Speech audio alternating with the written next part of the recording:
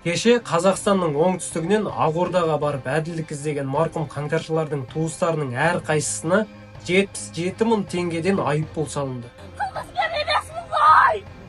Осы жайлы өз пікірімді білдіргімге отыр. Біріншіден, қаңтар бәрімізге ортақ қасірет. Оны ешқашан ұмытпауымыз қажет.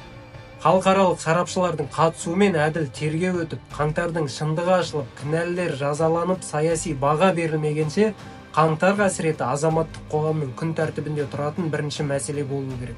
Екіншіден, биліктің марқұм қаңтаршылардың туыстарына жасаған бұл әрекеті бассыздықтың шегі және халықты қаңтардағыдай екінші көтеріліске араңдатуы деп тануға болады.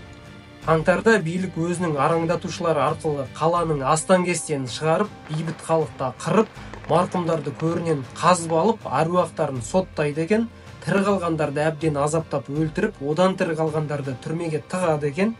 Енді марқұмдардың артындағы туыстары Ақордаға әділдік сұрап барса, қолдарын қайырып, автозаққа тиіп, әр қайсысына 77 мың теңге айыппұл тағады екен.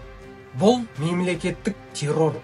Мемлекеттік терроризм деген ол полиция және арнайы орган қызметкерлерінің қолмен жүзеге асырылатын азаматтарды заңсыз ұстау, өлтіру, ұрлау, азаптау және сотсыз жазалау деп түсіндіріледі.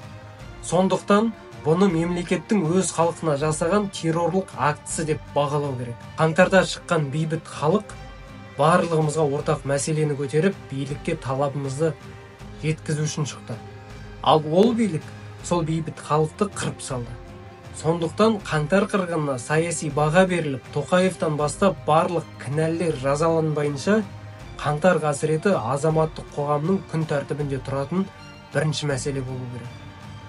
Қаңтар барлығымызға ортақ қасірет.